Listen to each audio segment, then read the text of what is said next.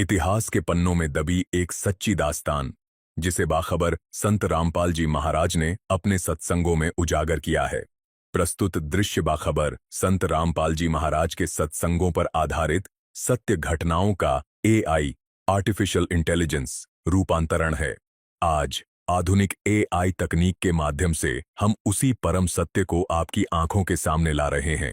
हमारा उद्देश्य जन जन तक यथार्थ भक्ति और सच्चा इतिहास पहुंचाना है। देखिए वो हकीकत जो अब तक सिर्फ सुनी गई थी।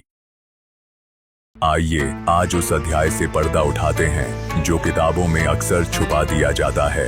यह जिक्र है उस दरवेशे कामिल शेख फरीद का, जिसने अपनी हर सांस को रजाए इलाही के नाम कर दिया। 1173 ईस्वी के आसपास मुल्तान जिले के खोतवाल गांव में जन्मे उस बालक ने बचपन में ही पिता का साया खो दिया, मगर उसी नन्हे दिल में सब्र का समंदर और तवक्कुल की लौ जल उठी, जैसे तकदीर उसे किसी बड़ी मंजिल के लिए चुन रही हो। यह उसी फरीद की कहानी है जिसने माँ से खजूर मांगी और अल्लाह से दीदार। उस फकीर की दास्तान जिसने अपने मुर्शिद के लिए अपनी आंख की रोशनी बुझा दी और इबादत में जिस्म का जर्रा जर्रा सजदा कर दिया। आइए अब उस रूहानी सफर का आगाज देखते हैं, जहाँ सब्र इबादत बनता है और इबादत दीदार इलाही।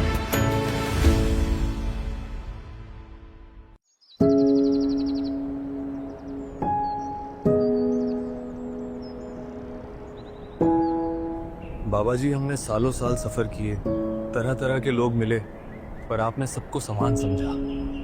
और आपका ये अंदाज माशाअल्लाह, आपके लफ्जों की हर गूंज सीधे दिल और रूह तक उतर जाती है।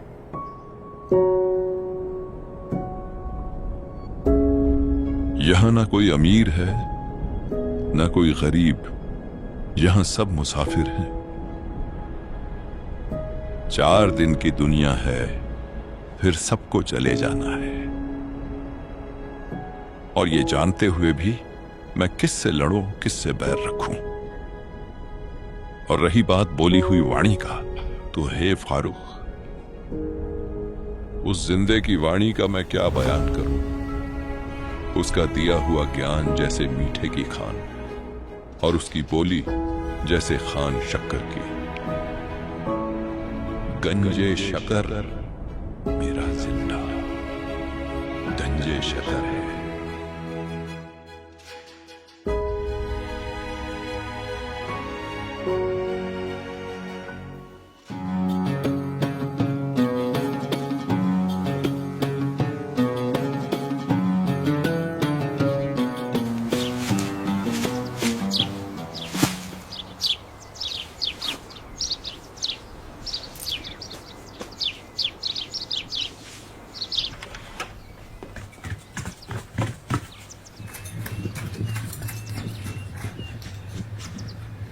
फरीद, क्या हुआ? कुछ नहीं।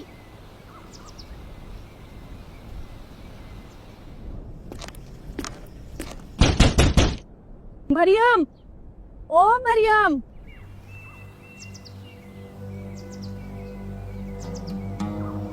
अस्सलाम वालेकुम बहन, क्या हुआ? वालेकुम अस्सलाम। कैसा है ये फरीद? जब देखो तब मारपीट करता रहता है। देखो मेरे बच्चे का क्या हाल किया है। खेलना नहीं आता तो हमारे बच्चों के साथ खेलता ही क्यों है? बहन माफ कीजिएगा, मैं समझा दूंगी उसको, आगे से नहीं करेगा। उसका रोज रोज का है, समझा देना उसको, आगे से हमारे बच्चों के साथ नहीं खेलेगा। मैं समझा दूंगी उसको, आगे से नहीं करेगा। न जाने कैसी परवरिश दी है।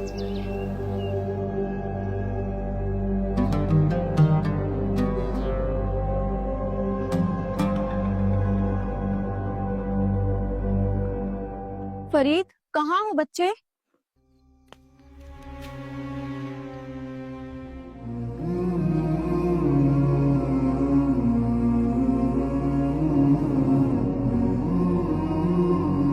क्या हुआ बच्चे? क्यों करते हो ऐसा? उसकी गलती थी। गलती किसी की भी हो, मारना तो ठीक नहीं था ना बेटे। गलती उसकी थी अम्मी जान। कैसे समझाऊं इसे। बेटा, अच्छे बच्चे लड़ाई झगड़ा नहीं करते। आपको तो प्यार और अदब से पेश आना चाहिए। आप बड़े हो ना बेटे। कल से नहीं खेलूंगा उन लोगों के साथ। बेटा, आप एक काम किया करो, बच्चों के साथ खेलने के बजाय बेटा अल्लाह की नमाज पढ़ा करो। अल्लाह की नमाज पढ़ोगे तो तुम्हें सफ़ा भी मिलेगी, और जो आप मांगोगे अल्लाह से, अल्लाह आपकी हर मुराद पूरी करेंगे। नहीं करूंगा। आप मेरी बात तो मानो। अल्लाह ताला सब कुछ करने वाले हैं। वो हर किसी की दुआ सुनने वाले हैं। मैं क्यों करूं? अल्लाह मुझे क्या देगा?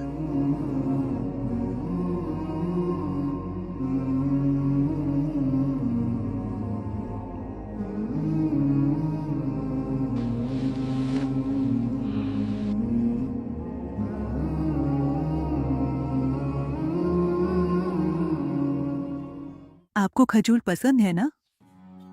हाँ। बेटा, तो अल्लाह आपको नमाज के बदले खजूर देंगे। सच में? हाँ, बिल्कुल सच में। अल्लाह मुझे खजूर देगा। मुझे पसंद है खजूर।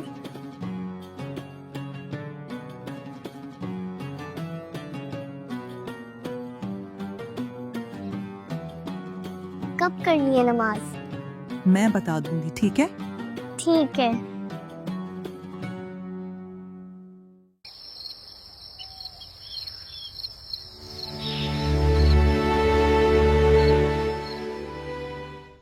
अब बस घर का काम रह गया है।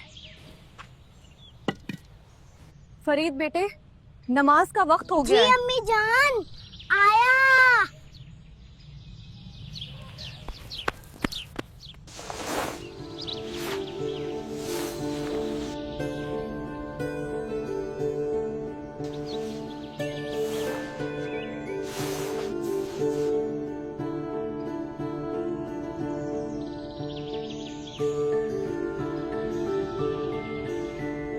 बेटा, अदब से घुटनों के बल बैठ जाओ, दोनों हाथ आगे फैलाकर दिल से ये लफ्ज बोलो, अल्लाह खजूर दे, अल्लाह खजूर दे। बस ऐसे ही पढ़ते रहना जब तक सूरज की रोशनी तुम्हारे चेहरे को छू ना ले। ठीक है मेरे बच्चे? ठीक है अम्मी जान।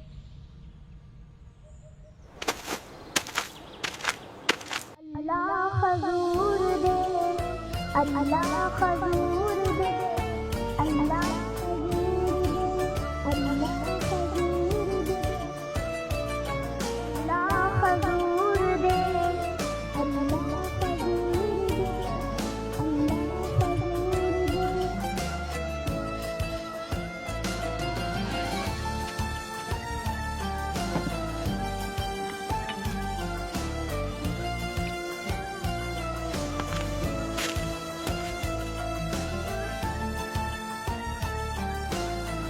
अल्लाह खजूर दे। अल्लाह खजूर दे, अल्लाह खजूर दे, अल्लाह खजूर दे।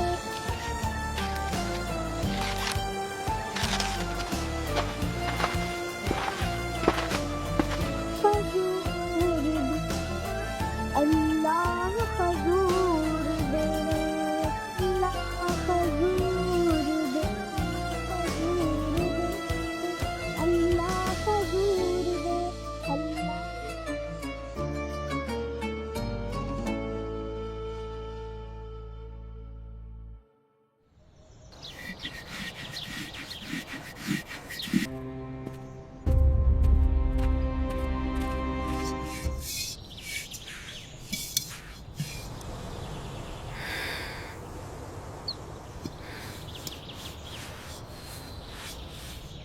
अम्मी जान, आपने मुझसे झूठ कहा। अब मैं कभी नमाज नहीं पढ़ूंगा। क्यों बेटा, क्या हुआ?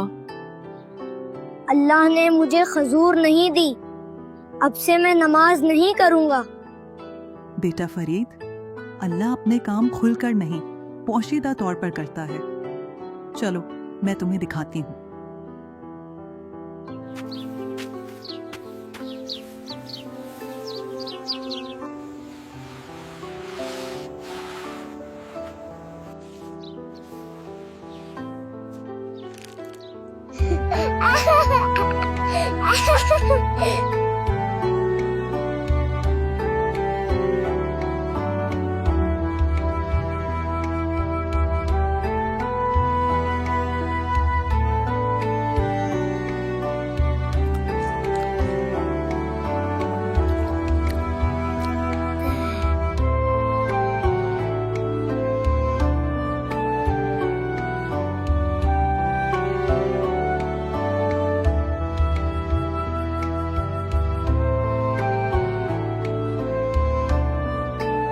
इस तरह प्रतिदिन फरीद नमाज पढ़ता और उसकी अम्मी खिड़की से मुस्कुराते हुए उसे देखती और नमाज के बाद फरीद खुशी खुशी खजूर खाता और उसके दिल में अल्लाह की मोहब्बत और मजबूत होती चली जाती।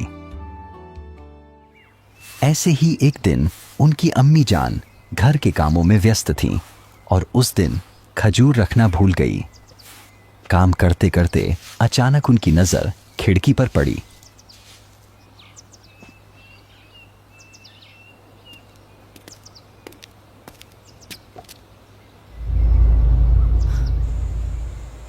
उन्होंने देखा कि सूर्य ऊपर चढ़ चुका था। या अल्लाह, आज मेरे से खता गलती हो गई फरीद। अब शायद कभी मेरी बात नहीं मानेगा, कहेगा तुम झूठ बोलती हो, अल्लाह ने मुझे खजूर नहीं दी, यही सोचकर मुझे परेशान करेगा। अगर आज खजूर ना मिले तो मेरा बच्चा सिर्फ मुझसे नहीं अल्लाह से भी रूठ जाएगा।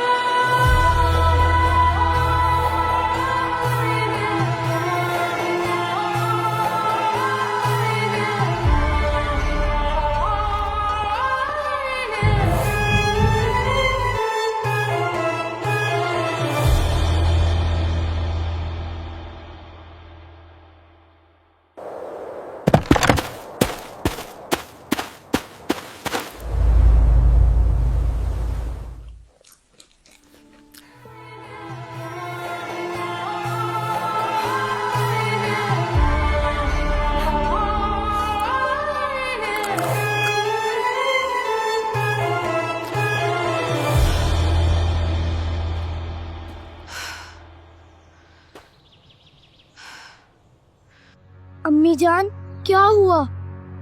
आज आप इतनी परेशान क्यों लग रही हो?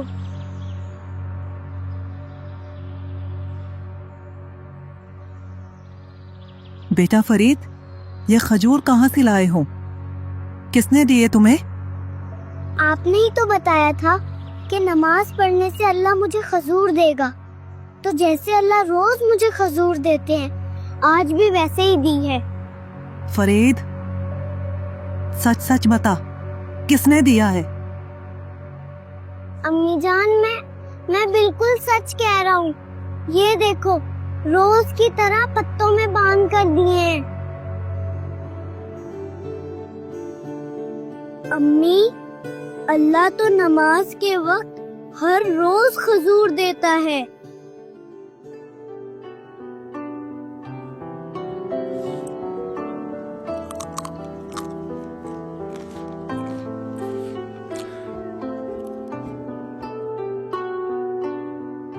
या अल्लाह, ये बच्चा कोई मामूली बच्चा नहीं है, जरूर अल्लाह का खास रहम इस पर है।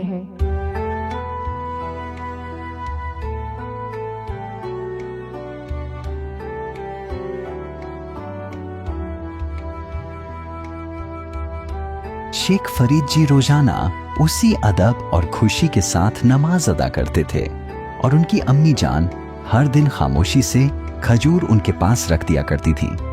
यूं ही वक्त गुजरता गया। बचपन की वो मासूम इबादत अब दिल की गहराइयों तक उतर चुकी थी। जैसे जैसे शेख फरीद बड़े होते गए, उनका दिल दुनिया की बातों से हटता चला गया और रूह अल्लाह की याद में डूबती चली गई। अब उनका मकसद सिर्फ एक था, रज़ा ए इलाही और कुर्बत ए खुदा। लेकिन दिल में उठते सवालों का जवाब देने वाला, उन्हें सही तरीका ए इबादत सिखाने वाला कोई कामिल रहनुमा उन्हें अभी तक नहीं मिला था। इसी बेचैनी और तलब के साथ शेख फरीद ने यह इरादा कर लिया कि वे घर की चारदीवारी से निकलकर अल्लाह के नेक बंदों, साधुओं और फकीरों की संगत में रहकर इबादत और खिदमत का रास्ता अपनाएंगे।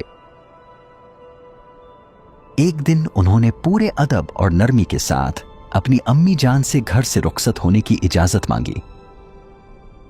बेटा, जब तू पैदा होने वाला था तो मैं रब की बारगाह में दुआ करती थी, अल्लाह अगर तू मुझे बेटा दे तो इस तरह का देना, बेटा मेरा हो पर बंदा तेरा हो। मेरे अल्लाह अगर मुझे औलाद देना तो इस तरह का देना कि दूध वो मेरा पिए और शुक्र तेरा अदा करे। ऐ अल्लाह अगर बेटा देना तो इस तरह का देना कि कुव्वत रोजी रोटी वो जमीन पर खाए, लेकिन इसी जमीन पर वो तेरे दीन का सिपाही भी बने, वो मुजाहिद फी सबीला भी बने।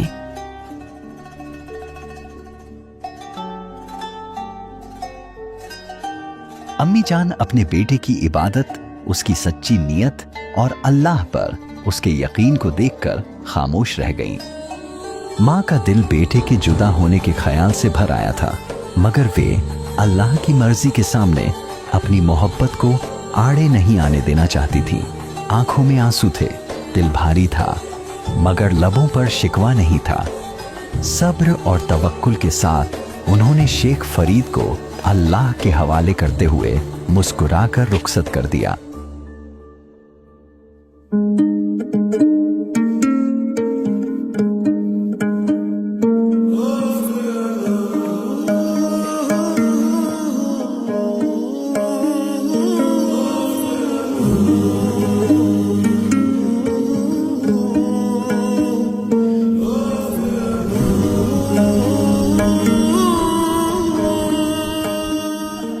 कुछ ही दिनों बाद शेख फरीद एक ऐसे फकीर के पास पहुंचे जो साहिब ए सिद्दी और अल्लाह के नेक बंदे के रूप में मशहूर थे।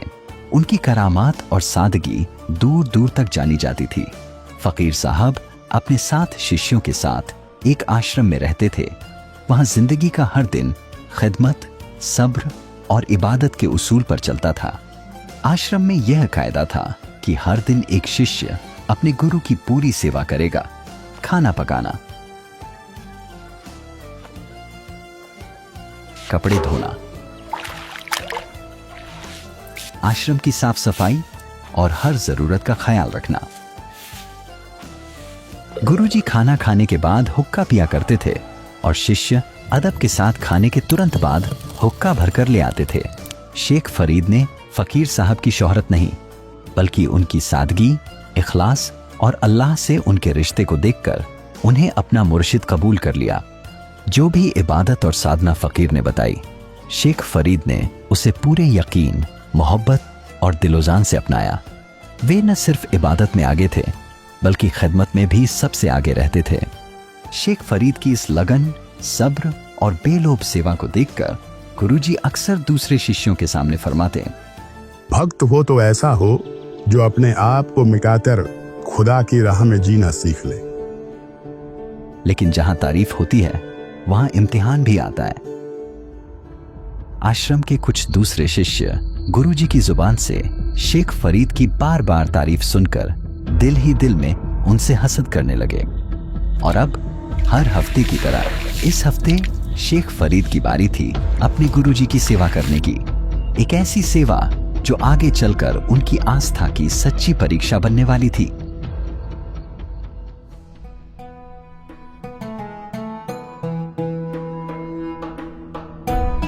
कठिन तप करने से अल्लाह मिलेगा। अगर अल्लाह को पाना चाहते हो तो खुद को योग्य बनना होगा। अल्लाह पर अकीदा होना चाहिए, अल्लाह के लिए कुर्बान होना चाहिए।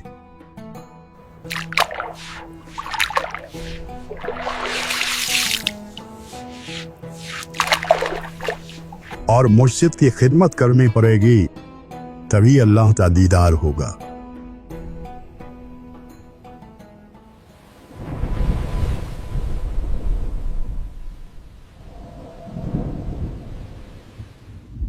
अस्सलामु अलैकुम।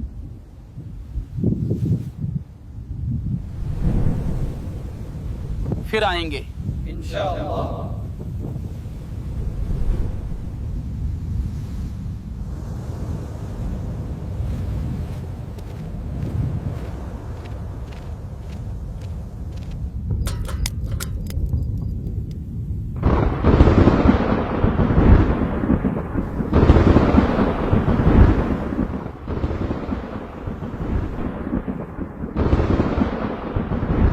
मुझे जल्दी करनी होगी, मुर्शिद जी के लिए खाना तैयार कर देता हूं।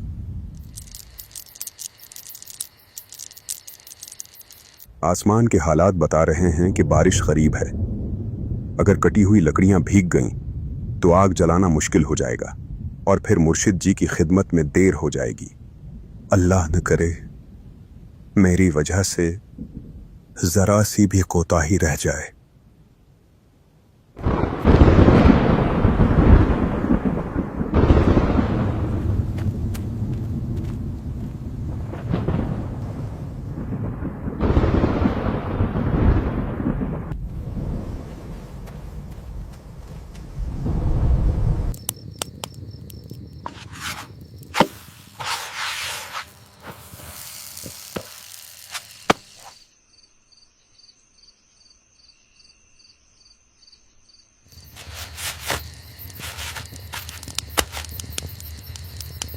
हम भी तो दिन रात खिदमत करते हैं, फिर भी क्यों मुर्शिद जी को केवल फरीद की ही सेवा दिखाई देती है?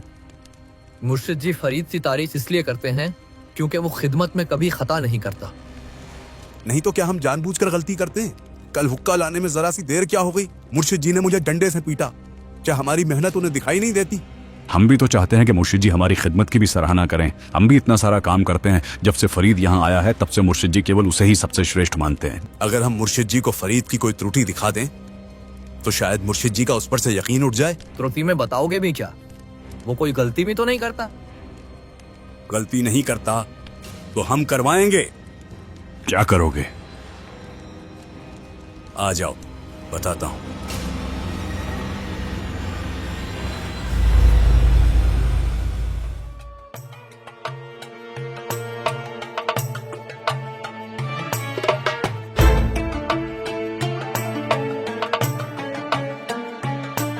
मुर्शिद जी, खाना तैयार हो गया है, आप खाना खा लीजिए।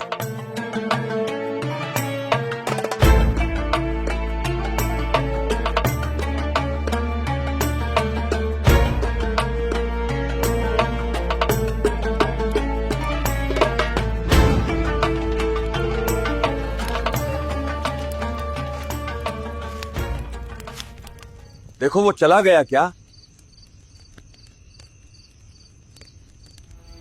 हाँ चला गया।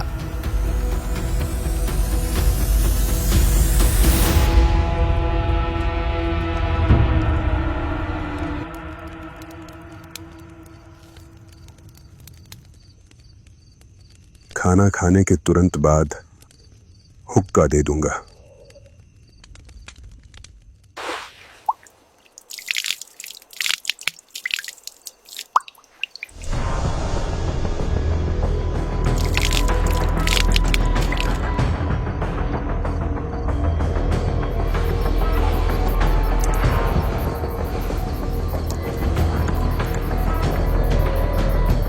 और कुछ चाहिए मुर्शिद जी?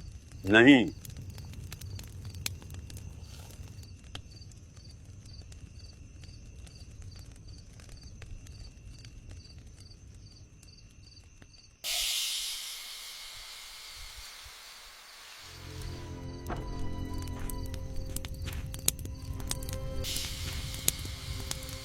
अरे ये क्या हुआ?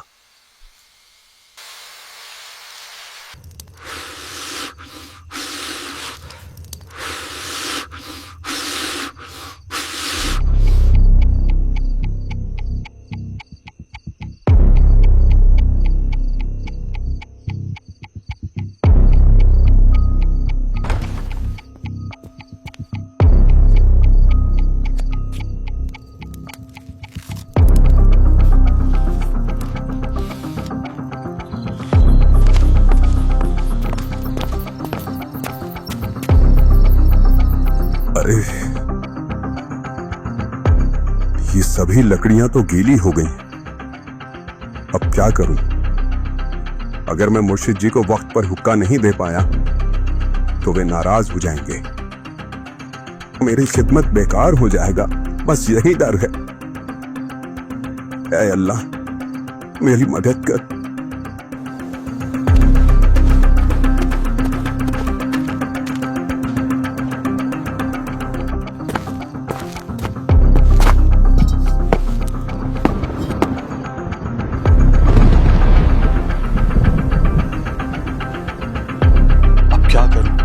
क्या करूं? किसी से आग मांग कर ले आता हूं, पर मुर्शिद जी के खाना खाने से पहले लानी पड़ेगी।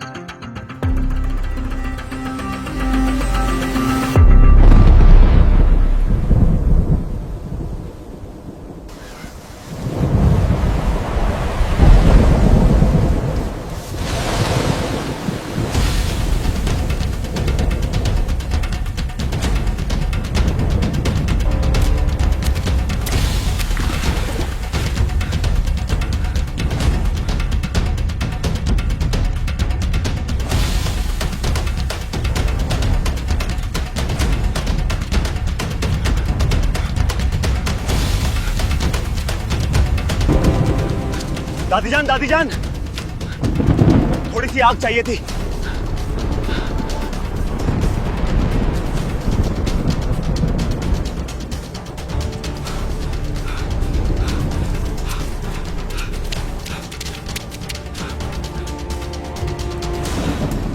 दादी जान, थोड़ी सी आग चाहिए थी। दादी जान,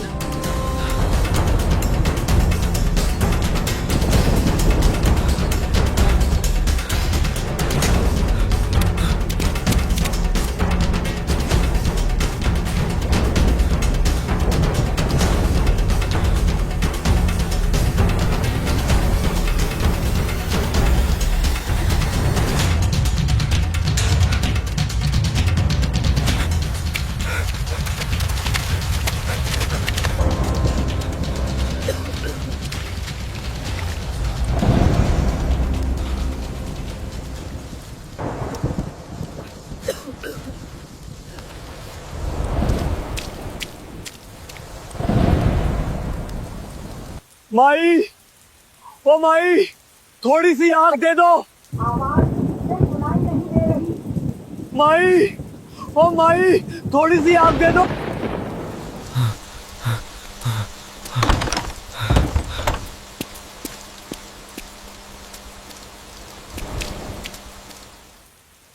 माई, थोड़ी सी आग दे दीजिए। जो आग मैंने जलाई थी वो बुझ गई है।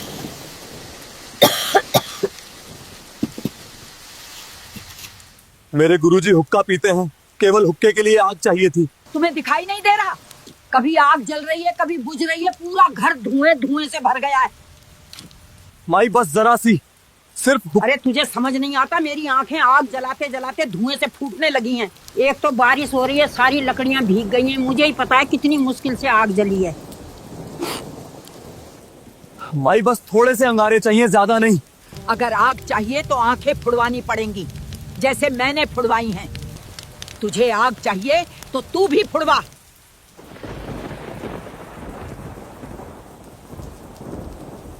अगर समय पर मुर्शिद जी को हुक्का नहीं पिला पाया तो मेरी खिदमत बेकार हो जाएगी। अगर मेरे मुर्शिद जी रूठ गए तो मेरी ये इबादत किस काम की? मेरा सब कुछ तो मेरे मुर्शिद जी को समर्पित है। नहीं, मैं सेवा में चूकना नहीं चाहता।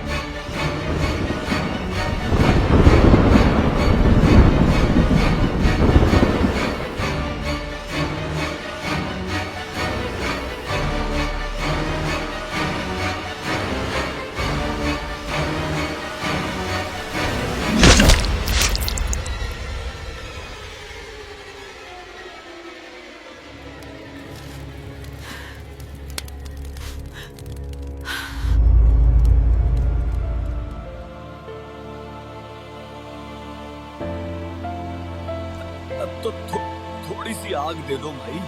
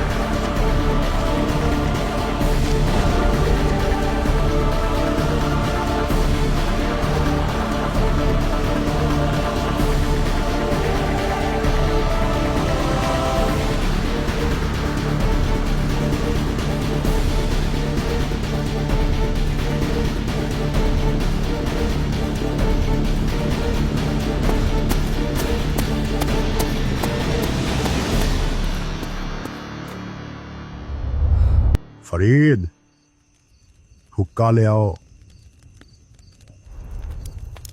फरीद, फरीद।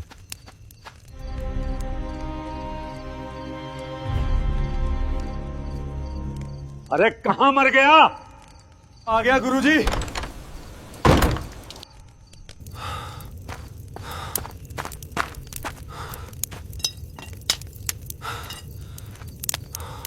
कहां रह गया था? गुरुजी, हुक्के के लिए जो आग बचाकर रखी थी वो बुझ गई थी, इसलिए गांव में आग लेने गया था।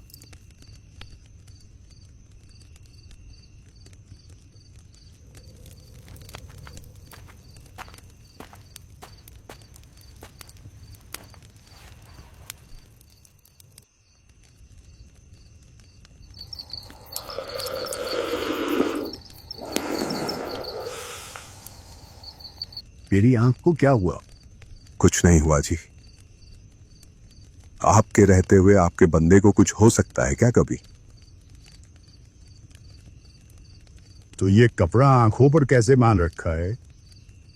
मुर्शिद जी कुछ नहीं, आग के धुएं से आंख जल रही थी इसलिए बांध रखा है। लकड़ी से थोड़ी सी चोट लग गई थी।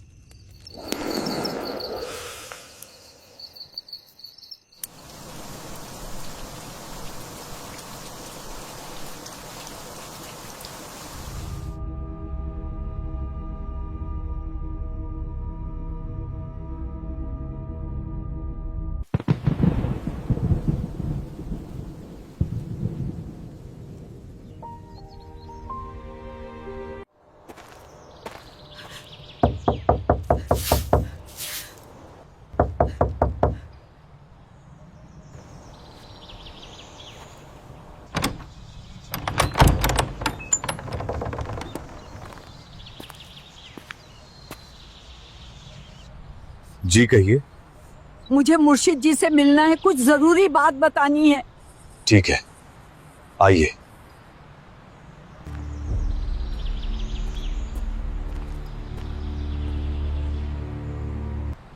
अस्सलाम वालेकुम मुर्शिद जी।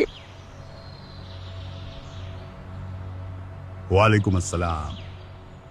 फरमाइए, क्या बात है? इस नीच को माफ कीजिए मुर्शिद जी, मुझसे बहुत बड़ी गलती हो गई है। अरे माफी क्यों मांग रही हो? क्या हुआ?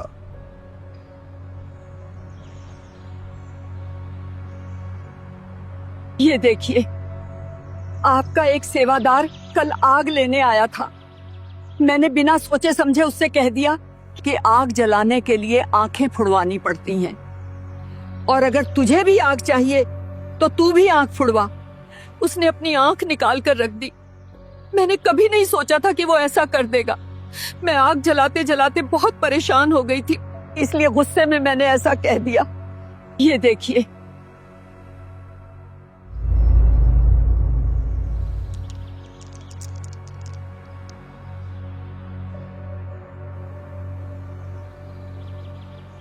कल किसकी सेवा थी? मुर्शिद जी, कल फरीद की सेवा थी। उसे बुलाओ। जी मुर्शिद जी। फरीद, फरीद!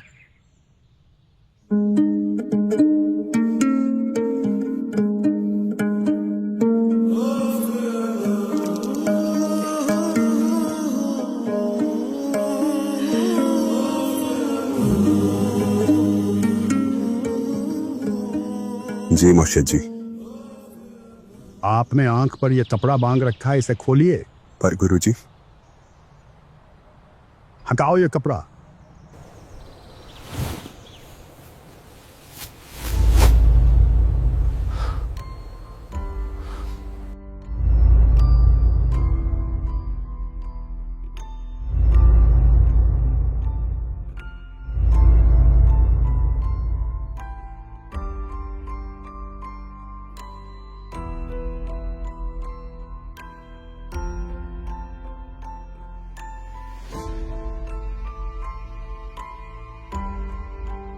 ये जितने भी खाका के जो लोग हैं वे आबिद है या नहीं, और मेरा फरीद आशिक है, आशिक।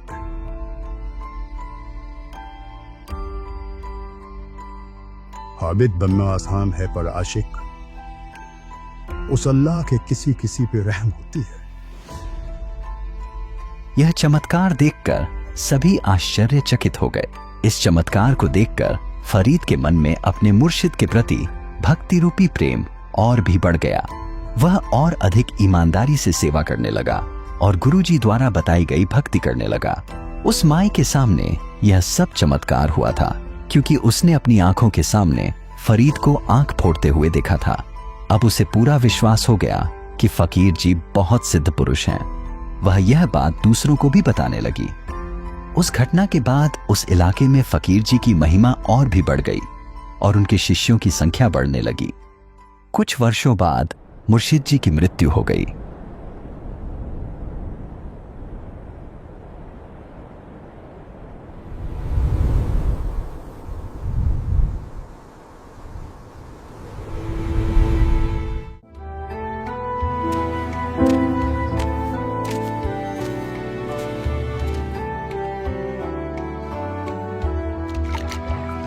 फरीद जी तब भी सेवा में लगे हुए थे। अन्य सेवादार जो फरीद जी के साथ रहते थे उनसे और अधिक ईर्ष्या करने लगे क्योंकि मुर्शिद जी की मृत्यु के बाद लोग फरीद जी की ईमानदारी और सेवा के प्रति सच्ची नियत देखकर उनकी प्रशंसा करने लगे थे। उन्हें डर था कि कहीं फरीद को गुरुपद न मिल जाए। इसी सोच से वे ईर्ष्या करने लगे। फरीद जी गुरुजी द्वारा बताई गई भक्ति को साथ लेकर उस स्थान को त्याग देते हैं। उन्हें अल्लाह के दर्शन की प्रबल इच्छा होती है।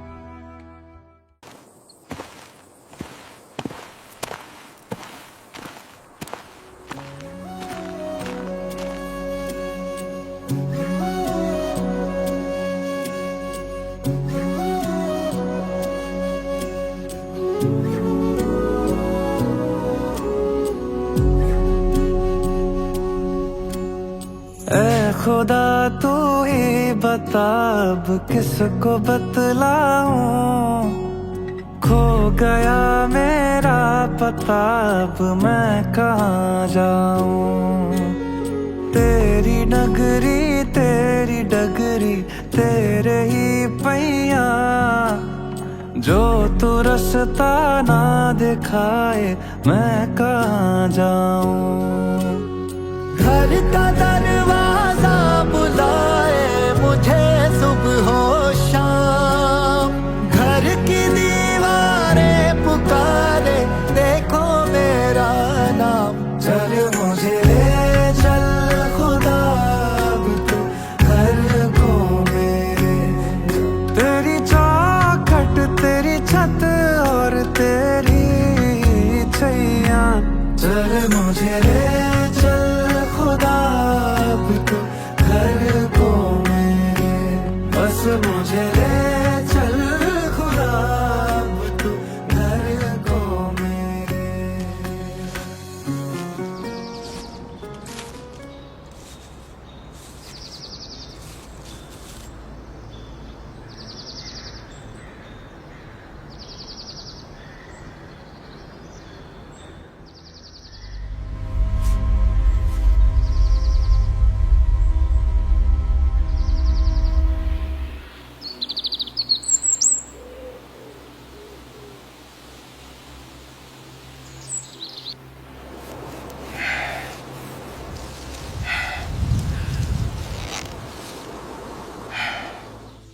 कठिन तप करने से अल्लाह मिलेगा।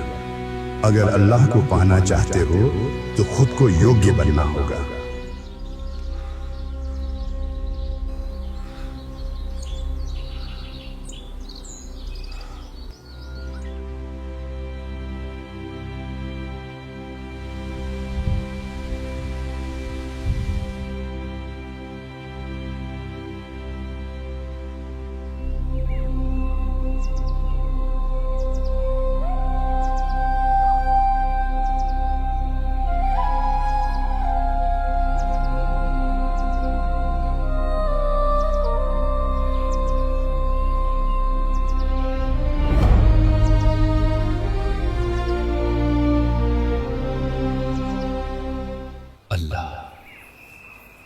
मुझे अपना दीदार दे अल्लाह, मुझे अपना दीदार दे, मुझे अपना दीदार दे अल्लाह, मुझे अपना दीदार दे। फरीद जी रोज आधे से ज्यादा समय कुएं में रहते थे।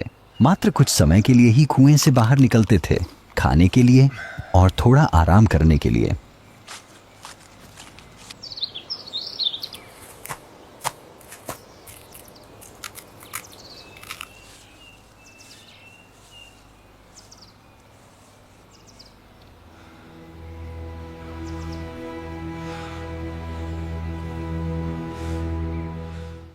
ऐसे शेख फरीद को कुएं में लटके हुए 12 वर्ष बीत गए। शेख फरीद ने 12 वर्षों में कुल 50 किलो ही अन्न खाया, जिससे उनका शरीर अति दुर्बल हो गया।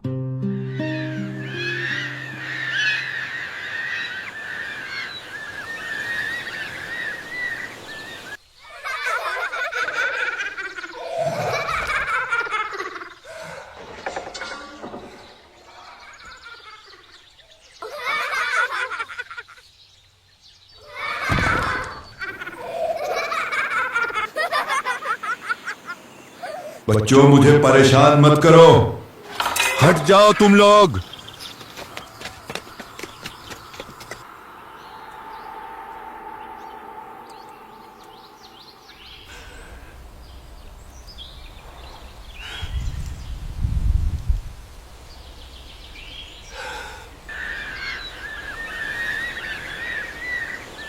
अगर इस जीवन में अल्लाह का दीदार नहीं हुआ तो ये जीवन व्यर्थ चला जाएगा। आखिर अल्लाह मुझसे कब मिलेंगे? मैं तुम्हें कैसे पाऊं? कहां जाऊं? इतना जीवन बीत गया, दिन पर दिन, रात पर रात गुजरती चली गई। न स्वप्न में मिले, न जागृत अवस्था में। हाय, कहां जाऊं, किससे कहूं? मैं निर्बल पर निर्बल होता जा रहा हूं। आपको कैसे प्राप्त करूं?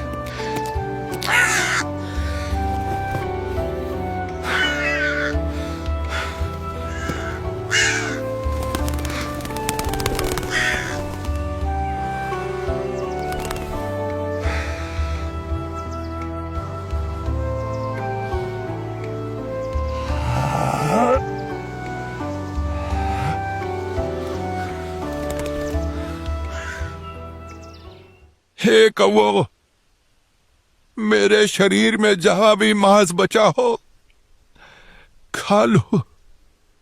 मेरी आंखों को मत खाना, मेरी आंखें छोड़ देना। मुझे अल्लाह का दीदार करना है।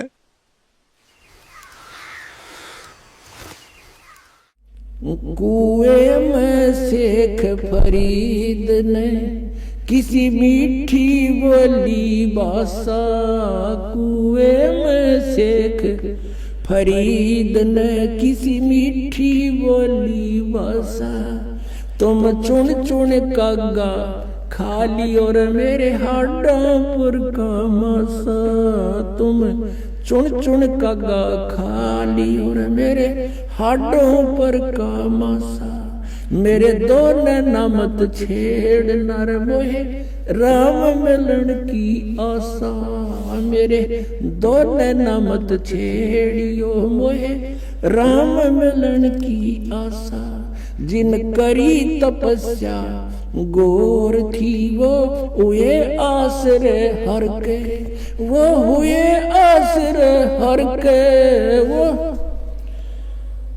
हर के लागी का मार गए और है लग चोट काल जा करके। लग चोट काल जा करके। लग चोट काल जा करके की का मार गए और है लग चोट काल जा करके। लग चोट काल जा करके। लग चोट काल जा करके। इस तरह शेख फरीद जी सोचते हैं, अल्लाह का दीदार हुआ नहीं। अगर बाहर रहूंगा तो कौवे आंखें खा जाएंगे और मेरी आंखें भी फोड़ देंगे। अल्लाह तो मिला नहीं। यह सोच के शेख फरीद जी फिर से कुएं में उल्टा लटक जाते हैं। अल्लाह, आपके बंदे का शरीर अब निर्बल हो गया है। अब अंत निकट है। अब तो अपना दीदार बख्श दीजिए और इम्तिहान न लीजिए कि अल्लाह। मुझको दीदार कैसे होगा, तुम न सुनोगे तो कौन सुनेगा। खाक है शरीर भरे हैं आंसू, कभी तो होगा दीदार ये सोचूं। आओ अब तो मैंने रे मौला, आओ अब तो मैंने मौला। सांसें फरीद की उखड़ रही है। खाक है शरीर भरे हैं आंसू, कदमों में तेरे जिंदगी ये कुर्बान। तेरे दीदार के लिए हूँ मैं परेशान। तेरे दीदार के लिए हूँ मैं परेशान। नजर करम की किधर गई है, सुना है तेरी राह में ए मेरे मौला। किस्मत सबकी बदल रही है ए मेरे मौला। सांसें फरीद की उखड़ रही है।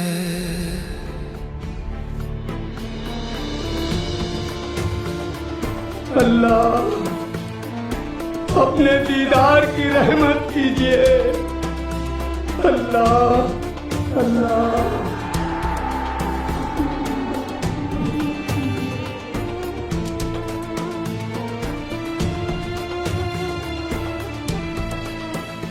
वो नर पाड़ा जीत गए जिन सिर धड़की बाजी लाई। वो नर पाड़ा जीत गए जिन सिर धड़की बाजी लाई।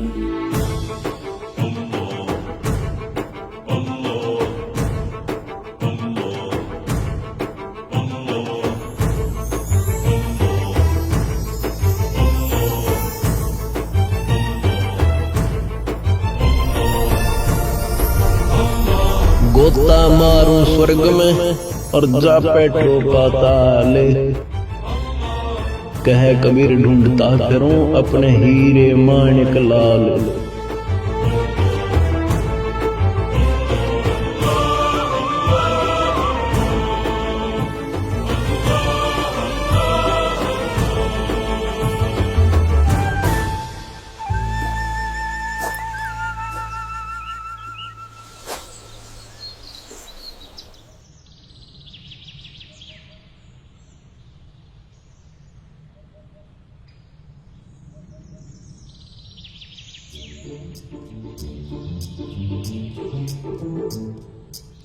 भाई मुझे मत छेड़ो, तुम अपना काम करो, मैं भी अपना काम कर रहा हूं, मुझे परेशान मत करो।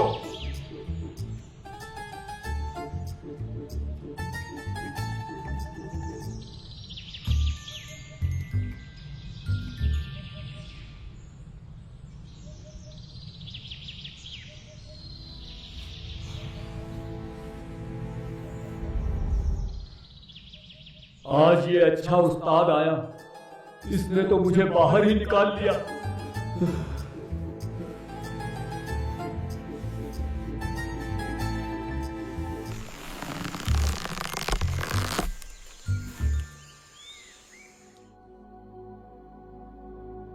भाई मुझे मत छेड़, तू साधु संतों को दुखी नहीं करते। आप अपना काम करो, मैं अपना काम कर रहा हूं, मुझे छोड़ दो वापस। आप यहाँ क्या कर रहे हो फकीर जी? मैं परमात्मा की दीदार के लिए साधना कर रहा हूं। मैं हूं वो अल्लाह जिसके लिए आप घोर साधना कर रहे हो। भाई क्यों मजाक कर रहे हो मेरे साथ? मुझे मेरे हाल पे छोड़ दो, मजाक मत करो, आपको पाप लगेगा। फिर अल्लाह कैसा होता है? अल्लाह तो बेचू है, वो ऐसे इंसान की तरह नहीं होता। भले आदमी, जब अल्लाह बेचू है तो दीदार किसका करोगे?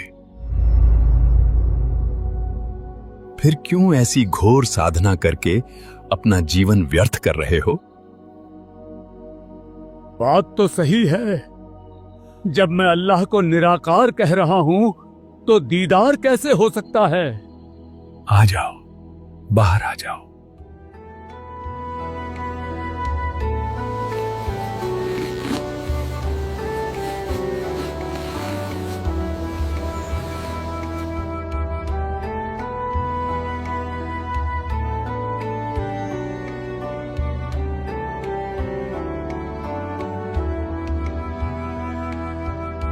ये अल्लाह तो नहीं हो सकता, लेकिन अल्लाह को जानने वाला बाखबर जरूर है।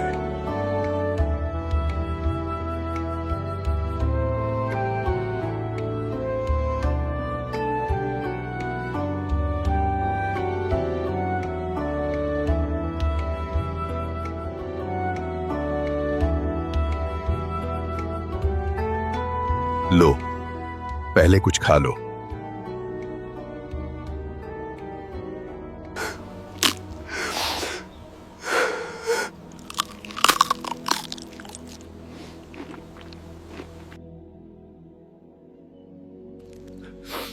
हे बाखबर, मेरे दिमाग में पत्थर पड़े थे, ये कभी मेरे दिमाग में नहीं आया।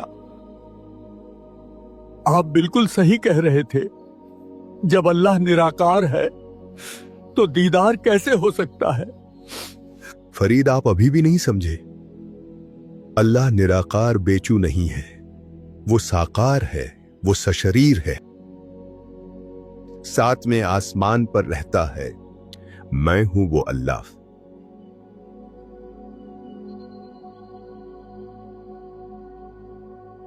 फरीद, अल्लाह बेचून निराकार नहीं है, वो दिखाई देता है। उसका इंसानी सूरत जैसा जिस्मानी शरीर है। उसका नाम अल्लाह कबीर है। पाक बाइबल में अल्लाह ताला कह रहा है, हमने सारी कायनात को 6 दिन में बनाया और इंसानों को अपनी शक्ल सूरत में बनाया और फिर 7वें आसमान पर जा बैठा। यानी अल्लाह मनुष्य जैसा दिखाई देने वाला है। सूरत फुरकानी 25 आयत 59। बेटा फरीद, पाक कुरान में लिखा है कि जिस खुदा ने पूरी कायनात को 6 दिन में बनाया, उस अल्लाह अकबर कबीर की जानकारी किसी बाखबर यानी इल्म वाले से पूछो। बेटा फरीद, सभी देवताओं व फरिश्तों का एहतराम यानी सम्मान करो, लेकिन इबादत किसी भी फरिश्ते या देवता की नहीं करनी है, केवल उस खुदा की इबादत करनी है जिसने ये सारी कायनात को बनाया, यानी अल्लाह कबीर की। उस अल्लाह ताला कबीर की इबादत का सही इल्म बाखबर ही बताएगा। हमारे मजहब के आलिमों को इल्म ना होने के कारण वे खुदा को बेचून बताते हैं। पाक कुरान मजीद सूरह लुकमान 31 आयत 28 में खुदा को सुनने वाला और देखने वाला बताया है। कुरान मजीद सूरह हज 22 आयत 61 और 62 खुदा को सुनने वाला और देखने वाला बताया है। सूरह मोमिन 40 आयत 12 में खुदा को बड़ी शान वाला, सबसे बड़ा और उस खुदा का नाम कबीर बताया है। बेटा फरीद, पाक कुरान कह रही है कि अल्लाह साकार यानी जिस्मानी है, उसका नाम कबीर है और ये वही कबीर अल्लाह है जिसने इस कायनात को बनाया। उसके बारे में सही इल्म बाखबर संत ही बता सकता है। पाक तौरेत अध्याय पैदाइश पेज नंबर 2 में बताया है, अल्लाह ने कहा, आओ अब हम इंसान को अपनी सूरत पर बनाएं। और फिर अल्लाह ने इंसान को अपनी सूरत पर बनाया। और पाक बाइबल में प्रमाण है कि अल्लाह ने अपने हाथों से आदम को बनाया। बेटा फरीद, अल्लाह ताला अपने हाथों से आदम और हब्बा को बनाता है, यानी अल्लाह ताला के हाथ भी हैं। अल्लाह ताला अपने जिस्मानी स्वरूप जैसा मनुष्यों को बनाता है, यानी अल्लाह ताला का रूप भी मनुष्य जैसा ही है। वाटिका में घूमता है, यानी अल्लाह के पैर भी हैं। आदम और हब्बा से बातें भी करता है।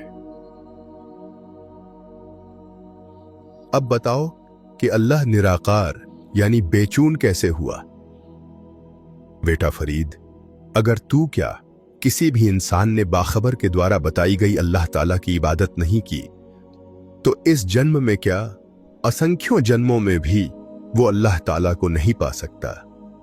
हे जिंदा, हे बाखबर, अगर आप नहीं आते तो मेरी मृत्यु निश्चित थी, मेरा जीवन बर्बाद हो जाता। आप मुझे पहले क्यों नहीं मिले? इतने दिन मेरा इम्तिहान क्यों लिया? बेटा, तुझे मैंने लोहे जैसा ताप इसलिए दिया जैसे लोहा गर्म कर दिया जाता है। लोहार लोहे का दुश्मन नहीं होता, या सुनार सोने को इसलिए गर्म करता है कि जो चाहूं आभूषण बनाऊं। अगर ये इल्म मैं तुझे पहले देता तो तू मेरी एक भी नहीं सुनता, क्योंकि तुझे तेरे मुर्शिद के ज्ञान का रंग चढ़ा हुआ था। अगर पहले तुझे ये इल्म बताता तो तेरे मन में पहले गुरु का ज्ञान रह जाता कि कठिन तप करने से अल्लाह ताला का दीदार हो जाता है और फिर मेरे से तेरे को कोई लाभ नहीं मिलता। अल्लाह ताला कबीर कहते हैं कि अति आधीन दीन हो प्राणी, ताते कहिए ये अकत कहानी। हे जिंदा, आप सब कुछ जानने वाले हो मेरे मौला, आपका इल्म शक्कर की तरह मीठा लग रहा है। तू चिंता न कर, मैं तेरे साथ रहूंगा। तुझे ऐसा कलमा दूंगा, उस मंत्र का जाप मर्यादा में रहकर करने से थोड़े ही समय में तेरी भक्ति बहुत बढ़ जाएगी। बेटा फरीद, बता और क्या चाहिए तेरे को? तुम साथ हो जो मेरे, किस चीज की कमी है? किसी और चीज की अब दरकार ही नहीं है। तेरे नाम का दीवाना तेरे सामने खड़ा है, आँखों से बहते आंसू कैसे तुझे रिझाऊं, कैसे निहारूं तुझको तुझको कैसे व्यथा सुनाऊं, कुछ पल ही देखने से आराम हो रहा है। इस तरह अल्लाहू अकबर कबीर परमात्मा जी ने शेख फरीद जी को सत्संग सुनाया और गूढ़ आध्यात्मिक ज्ञान समझाया, सतलोक की पूरी जानकारी दी और सच्ची भक्ति के बारे में गहराई से बताया। फिर परमात्मा कबीर साहिब जी ने बाबा शेख फरीद जी को मंत्र उपदेश दिया। जिंदा रूप में आए हुए कबीर खुदा शेख फरीद जी को सारा इल्म समझाने के बाद वहां से विदा लेते हैं।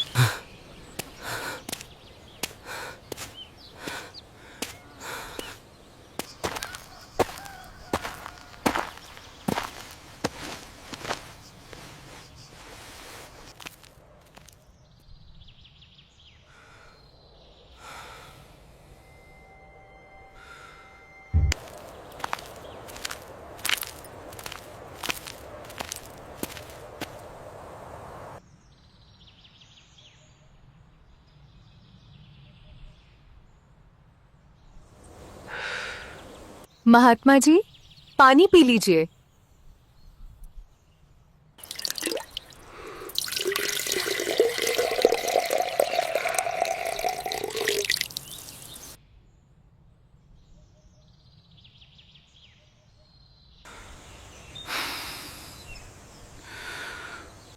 बाबा खाना खाएंगे? यही रुकिएगा, मैं खाना लेकर आती हूँ।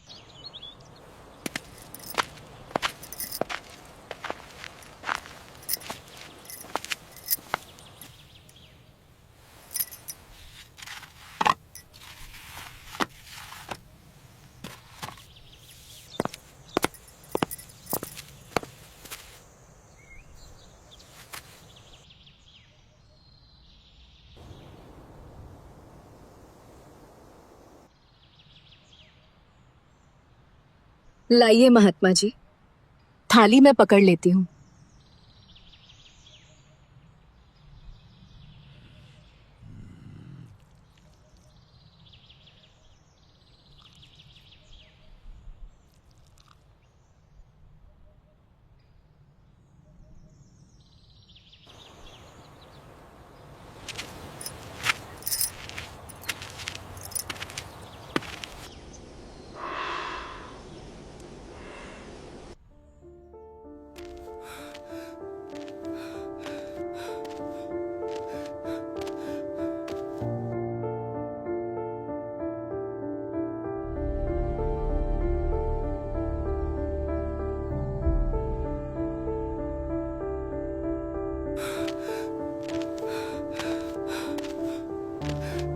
बाबा जी इधर आ जाइए, शव को ले जाया जा रहा है।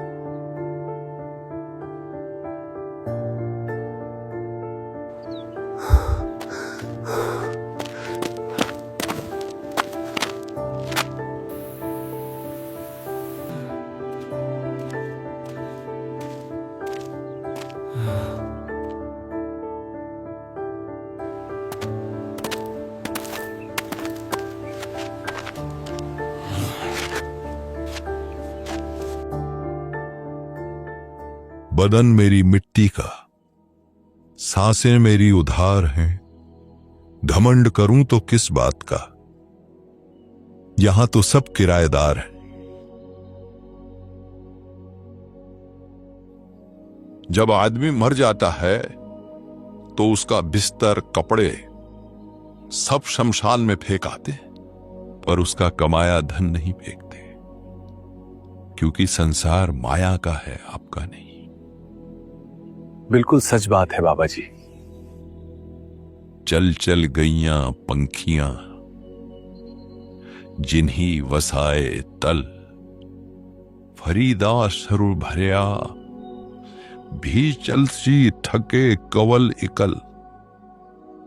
ये संसार एक तालाब की तरह है और हम सब मुसाफिर पंछी। आज जो साथ हैं, कल अपनी बारी पर उड़ जाएंगे। कोई पहले छोड़ के चला जाएगा, कोई बाद में। अंत फिर एक समय ऐसा आएगा कि ये संसार रूपी तालाब भी सूख जाएगा, यानी ये शरीर, ये जीवन, ये संसार सब समाप्त हो जाएगा। फरीदा किथे तेड़े मापिया, जिन्हीं तू जन होए, ते पास हूं ओई लद गए। तू अजय न पतियो। हे फरीद, एक बात अपने दिल से पूछ, तेरे माता पिता कहां है जिन्होंने तुझे जन्म दिया, तुझे पाला बड़ा किया? वे आज तेरे साथ क्यों नहीं हैं? वे बहुत पहले इस दुनिया को छोड़ चुके हैं। अगर ये सच्चाई देखकर भी तेरे दिल में ये बात नहीं बैठी कि मुझे भी एक दिन यहां से जाना है, तो फिर तू किस भ्रम में जी रहा है? जब जाना तय है तो जाते जाते रब की बंदगी करके जाना ही समझदारी है। आज भी हम कहते हैं कल से ठीक हो जाऊंगा, बुढ़ापे में भक्ति कर लूंगा। कल का कोई भरोसा नहीं, इसलिए आज ही होश में आओ। सच बात है, बिल्कुल सच बात है बाबा जी। बाबा जी, आप आगे कहां जा रहे हो? भाई मेरा यार, मेरा रब जहां मुझे ले जा रहा है वहां जा रहा हूं। मुझे भी नहीं पता मैं कहां जा रहा हूं। वो जिंदा मेरा है और मैं उसका। मैं बस उसकी रजा में राजी हूं। बाबा जी, आप कुछ दिन यहीं रह लो। आपके वचन सुनने में बहुत सुकून मिल रहा है। फरीद जी लोगों की प्रार्थना करने से आग्रह करने पर वहां रुकते हैं। जितने दिन वो वहां रहे, लोग सत्संग सुनते और सेवा भाव से फरीद जी के कमजोर शरीर को देखते हुए उन्हें नहलाते, साफ सुथरे कपड़े पहनाते और भोजन बनाते खिलाते। फिर सभी एक जगह इकट्ठा बैठकर सत्संग सुनते।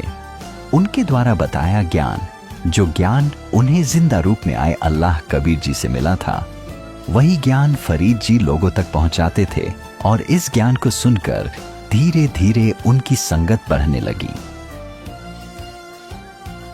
हमने जिंदा को तो नहीं देखा, पर बाबा फरीद की बातों में भी जैसे वो जिंदा के बारे में बताते हैं, वैसे ही मिठास है इनकी।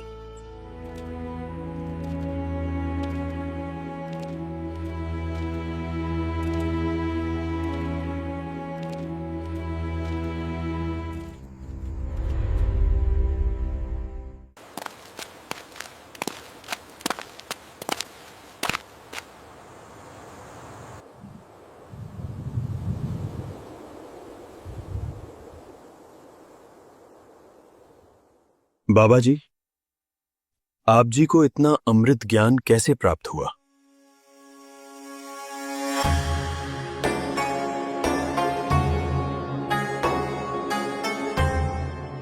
मुझे ये इल्म मेरे बाखबर जिंदा ने दिया है, जिसका ज्ञान शक्कर जैसी मीठी खान है। मैं कुर्बान हूं उनकी मीठी आवाज से और उनका इल्म जैसे गंज यानी खान हो। मेरा जिंदा गंज शक्कर है, मैं तो कुछ नहीं हूं। मैं बस उसकी बोली हुई बातों को बता रहा हूं। फरीदा सकरखंड निवात, गुड़ माखियों मांझा दूध, सभे वस्तु मिठियां, रब न पूजन तुद। हे फरीद, शक्कर खंड मिश्री, गुड़ शहद और माझा दूध, ये सारी चीजें मीठी हैं, पर हे रब, तेरे नाम के आगे ये सब चीजें फीकी हैं।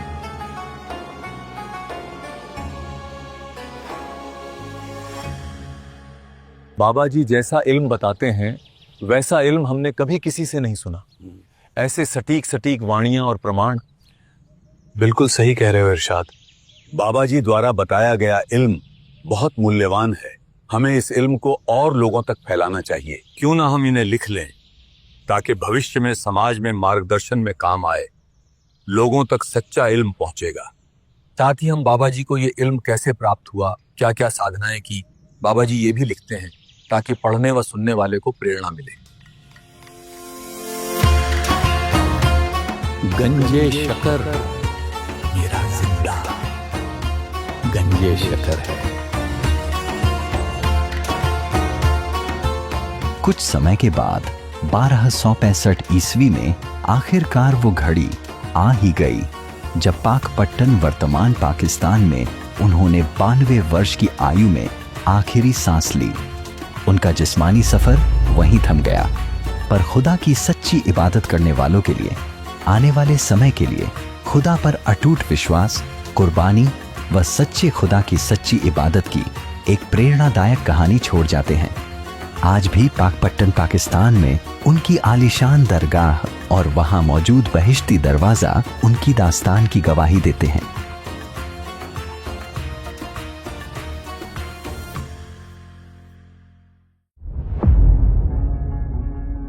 सूरज ही छाँव बनके आया है आज तन के, उसका साया ढाल बनके साथ ना छोड़े।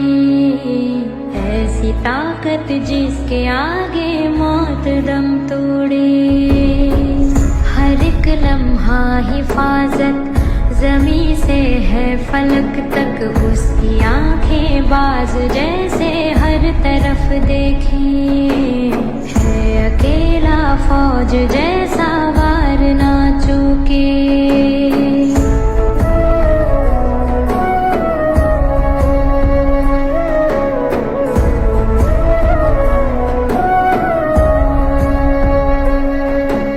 ये अनमोल ज्ञान जगत गुरु तत्वदर्शी संत रामपाल जी महाराज जी के सत्संगों का अंश मात्र है।